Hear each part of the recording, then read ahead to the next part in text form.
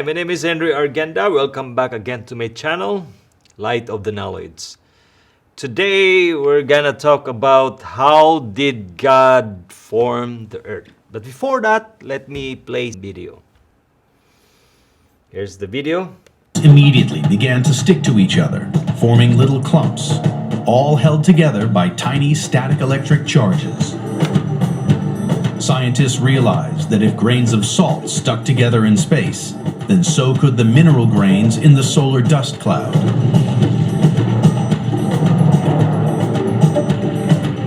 Here was real evidence for the fundamental mechanism that kick-started the formation of the Earth.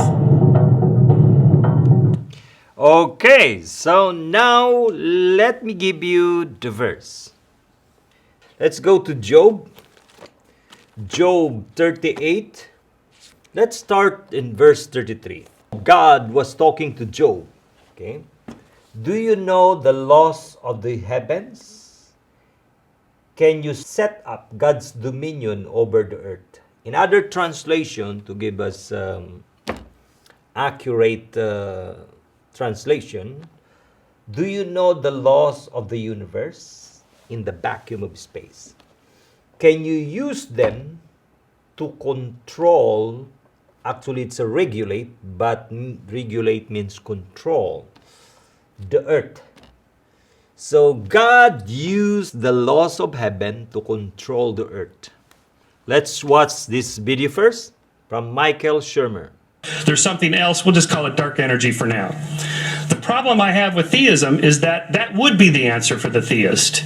Oh, it's a dark energy, or God did it, or something like that. As if that's an answer. It's not an answer. It's a non-answer. It's a showstopper. It's a conversation stopper. If you're doing science and reason and logic and so on, we have to keep pushing further and deeper. What caused that? So that's the problem with offering something like a supernatural explanation. How do we explain the origins of the universe? God did it. That's not an answer. It doesn't answer anything. You know, don't you want to know how she did it? So that's the question. Don't you want to know how God did it? That's why the question of God to Job, do you know the laws, not only a law, okay, of the heavens? Can you use them to control the earth? What is the earth?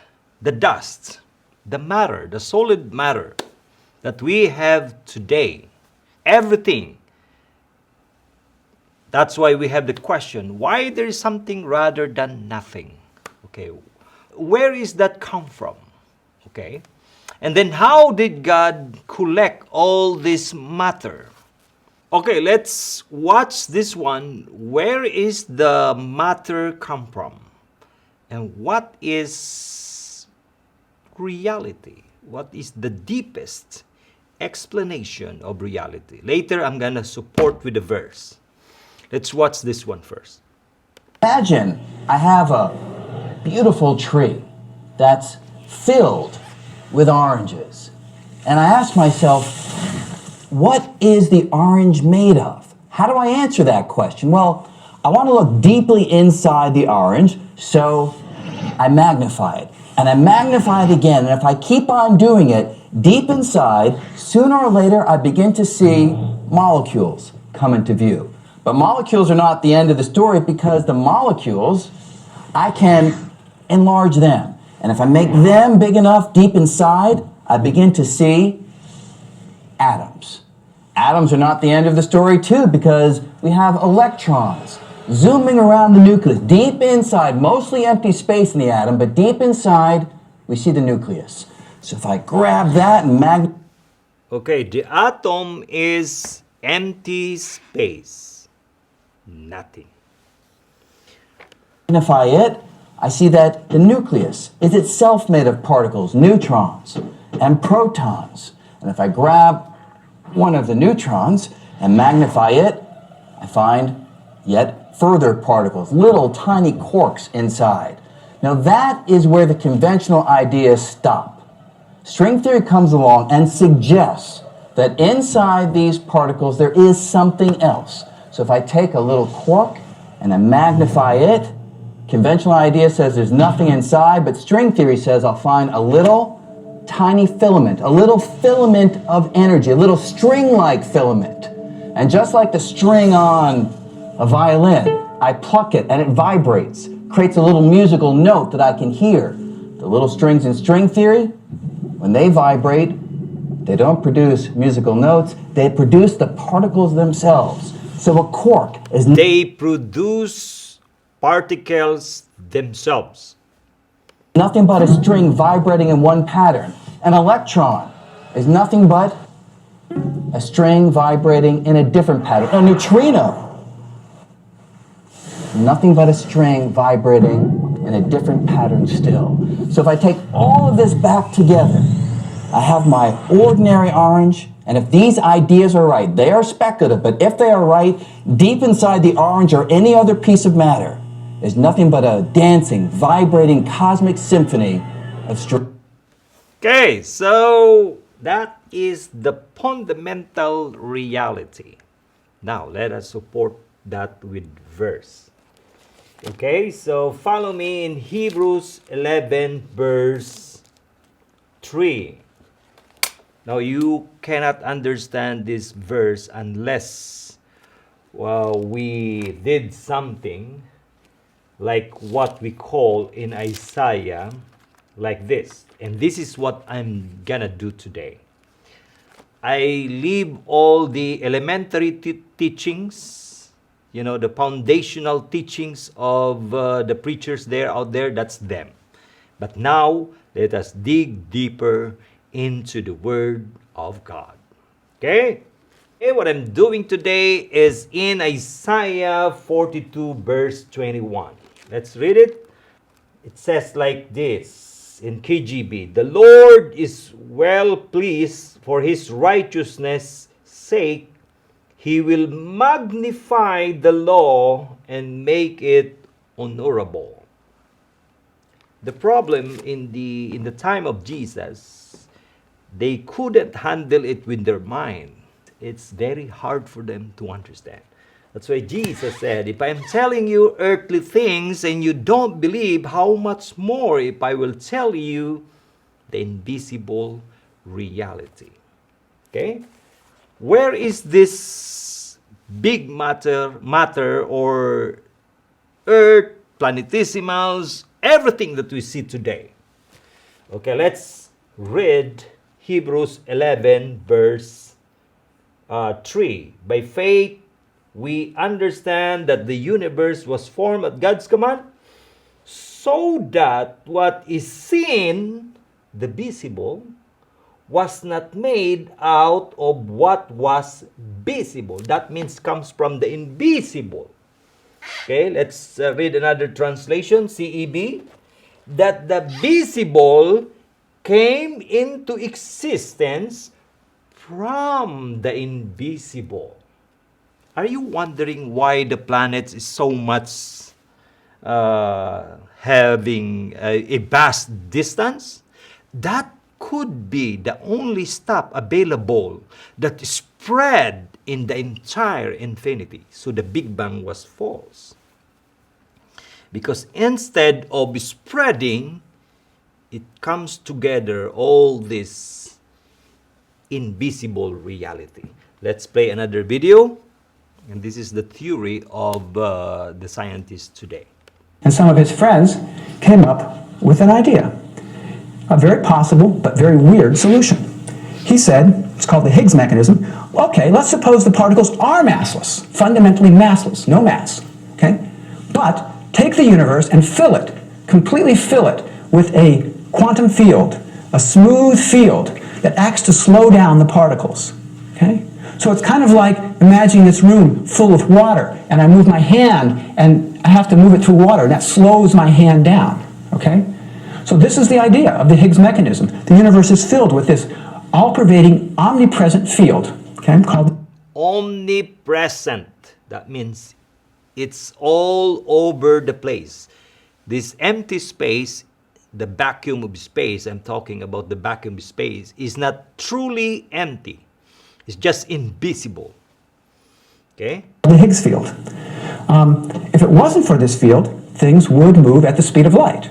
In fact, intrinsically, the electrons in my hand want to go at the speed of light, but they can't because they keep interacting with this Higgs field. Okay? So, pretty weird, pretty weird.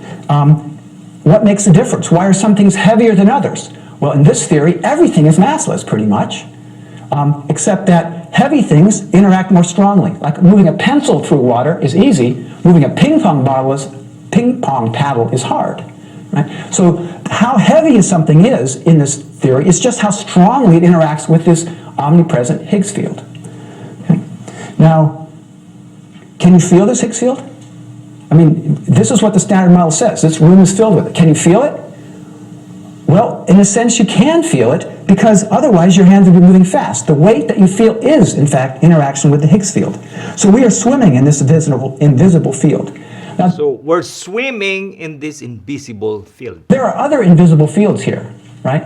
Like the Earth's magnetic field is right here in this room. You can't really feel it, but if you have a compass, it would line up and you could do it. The radio transmitters around San Diego are filling this room with electromagnetic waves. You can't feel them, right? They're going right through your body, but you take a radio in here and it'll move the electrons and you can pick up, you can feel those fields. Okay? Now, and even the light coming out of this light bulb is, in fact, electromagnetic radiation, ripples in that electromagnetic field. But there's a big difference between these fields and the Higgs fields. If I turn off the lights, if I turn off the radio transmitters, if I stop the dynamo action in the Earth's center, then, in fact, the electromagnetic fields will die away, and we'll have no electromagnetic field here. The Higgs field is different. The Higgs field is there even without sources. You can't The Higgs field, the quantum field is there even without source. turn it off. If you could turn it off, everything would start moving at the speed of light. Okay? So you can't turn it off. So we say it's there even with no source. It's a vacuum field. It's there in absolutely empty space. Okay? It's there in this absolutely empty space. So empty space, what we mean by empty space is when you take out everything else, take out all the particles and all the fields that you can remove. The Higgs field can't be removed. It's a vacuum field. Okay? So electromagnetic field is zero in the vacuum, but the Higgs field is not. This is weird, but it's true according to the Standard Model. Now what if you could fiddle with this Higgs field? Let's suppose you could turn it off. What would happen? Well, the electrons in your body would suddenly start to move at the speed of light. The protons would just change beyond description. They'd come unglued, perhaps. They would just discombobulate. So what a weapon you would have if you could control the Higgs field. If you could point at something and turn the Higgs field off in that region, that thing would just discombobulate completely. See, that's what the Lord said to Job. Do you know the laws of heaven? Can you use them to control the earth, the matter? Even better, suppose you could turn down the Higgs field like a dimmer switch on a light bulb. Okay? Well, what would happen? Things would get less massive, right? So, hey, what a way to lose weight without dieting, right? Just turn down the Higgs field. But of course, it's much more serious than that because the mass of the electrons determine the properties of the atoms and molecules. So if you changed the Higgs field even a little bit, all the molecules would change completely. Chemistry would be completely different. Materials would be completely different. And that's the reason why we have different kinds of materials. Because God used the laws of heaven. So to change the matter into something, into a different thing.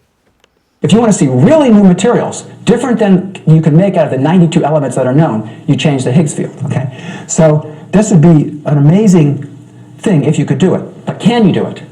Well, no one's thought of any way of doing it. Okay? Maybe impossible. We don't. Okay, maybe impossible. That's why God asked Job, do you know the laws of heaven? Can you use them to control? That means to have dominion over this matter. So I also suspect the word of the Lord Jesus Christ that He knows something that we don't know. Sometimes the preacher is very shallow in the verse. They just read the verse. They thought that the verse is already, that's the whole concept of the verse. No. There's called what we call today reading between the lines. Okay? Let me read the Word of God between the lines. Okay? It says here in John chapter 3, I tell you the truth. We speak of what we know. Okay, God the Father and Him. And we testify of what we have seen. Okay, so He saw something that we do not know. So that's why Job said, oh my, I'm sorry, I was wrong. Okay? So, that's why Jesus said, if I'm telling you, I have spoken to you of earthly things, and you do not believe, how then will you believe if I speak of heavenly things? This could be the laws of heaven that He uses. So what is that law? What was the law, one of the laws that the Lord spoke to Job? Let us clarify this verse. Okay? And no one used this verse, only today. Okay?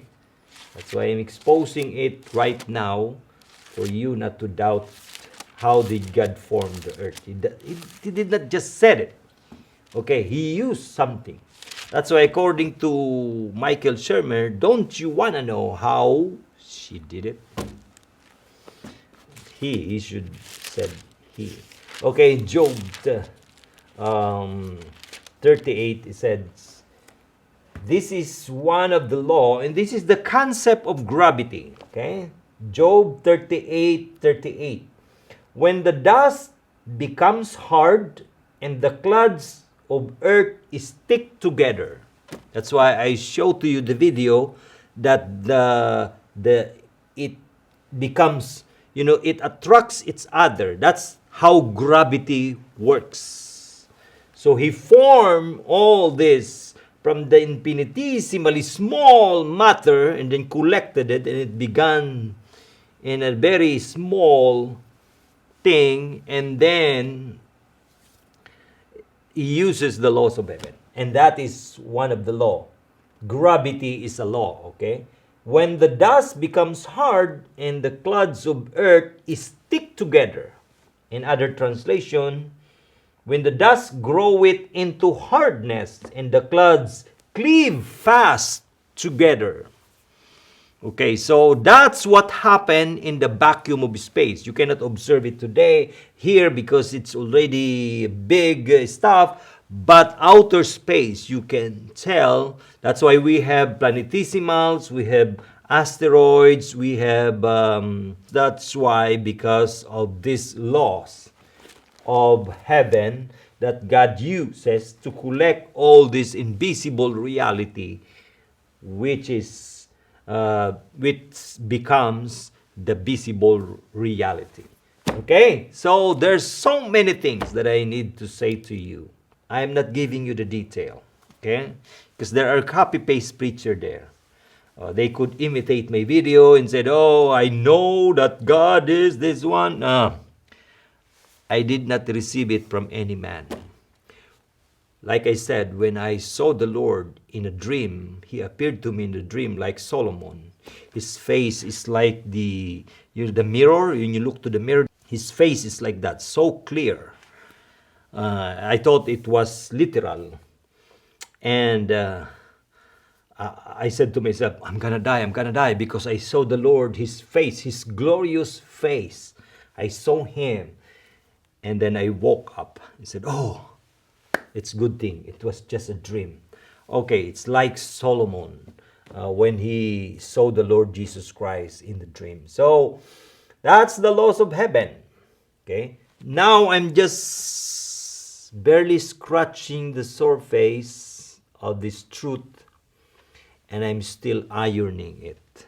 So if you keep following me or invite me in your place, or in your church, or in your congregation, in the television, now Michael Shermer, you have the answer now. How did God did it? He uses the laws of the heaven to collect all this matter, inform a big stuff today that we are enjoying. The next video that I'm gonna play to you, the part 2, would be more in detail. So God uses the laws of heaven. That's the concept of gravity. Because how could God said, I formed the earth by gravity? Well, you don't know the word that you're gonna use for the word gravity, but just to say how the gravity works. Because who would have thought that the banana, you will call the banana with banana? Who would have thought that this table or wood, you call them wood? That's why I don't say that God has a name like us. If a person exists in infinity, he doesn't have any personal name. All you have to do when you exist and you began to comprehend something, who am I? And then you will say to yourself, I am what I am. So that's why Jesus just called him the Father. Okay. Even the word Jesus is a name given by the angels. Okay? So the person, let's say, no universe, nothing, it's just the quantum field. Oh, what is this? Oh, I'm from nothing. Who am I? So the quality of God is invisible. That's why, because everything comes from the invisible reality.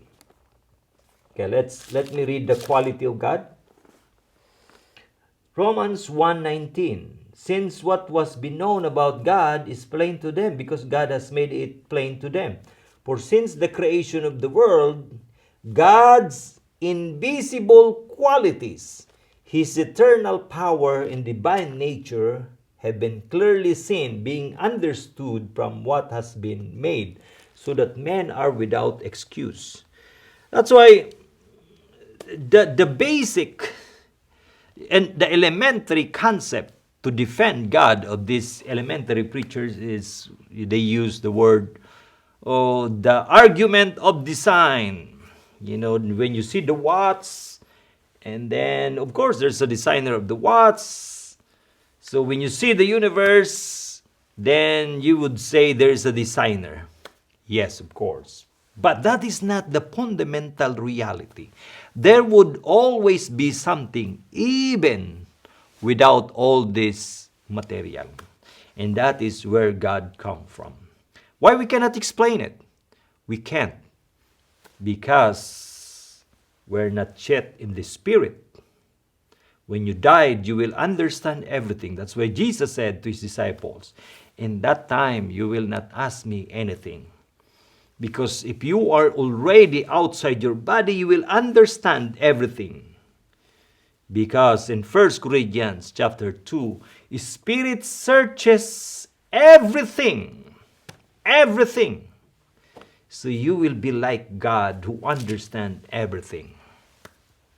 But you cannot be God because you are not from all eternity. Let's say I exist today without stars. It's so dark. And this quantum field is there, omnipresent. Like just today, that just exists today, that God exists only today. Still, you are from infinity because you cannot count the year. The year in other planets is different. The year in another, in other planets is different because we just count the year using the sun and the moon, the light and the darkness. So when you exist, you're still from all infinity. How do we know that he exists? We are here.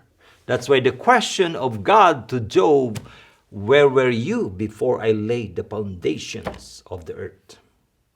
Do you have understanding? Not that you will not understanding. God said to Job, where were you before I laid the foundation? Do you have understanding? Yes, you have understanding because you live so many years. It takes a while to understand. God knows that you will never understand. But when the technology is growing, today you will now understand what is the gravity. Now, what is the understanding of that verse? If we don't have the right science, we would never understand that verse in Job when the earth is stick together. What is that? What the earth stick together? It's like you mix, put some water and you stick together. No way. That's not what God is saying. So that is the gravity. Okay. So from now on, you will understand so many verses, and the mystery is gone. It's no more. Okay. So don't just believe any preachers there that, preaching about the name of God. Because there are so many ridiculous preaching. I'm not demonizing them.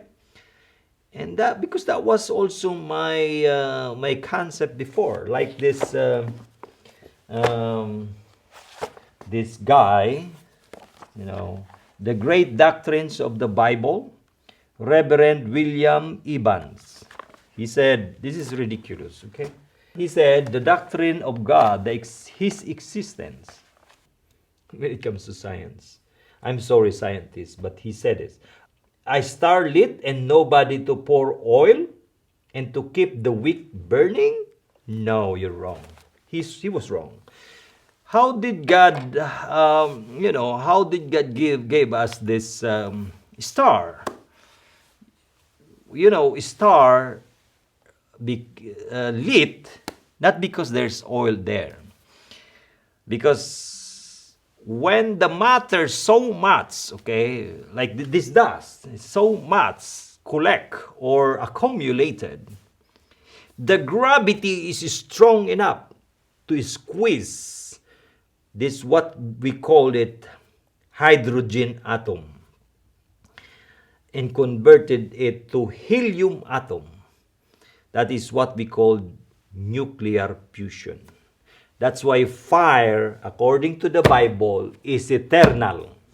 Because if matter exists, that would exist for eternity. That's why don't say that you are nothing when you die. And you will see clearly where did you come from. Okay? That's why I like reading books to even the people who do not believe in God. New York Times bestseller, God, the Failed Hypothesis, from Victor J. Stinger. And New Forward by Christopher Hitchens. And God is Not Great. He said like this. Now, before the scientists know this invisible reality, the Bible already talks about it, okay, in Hebrews, right? Or this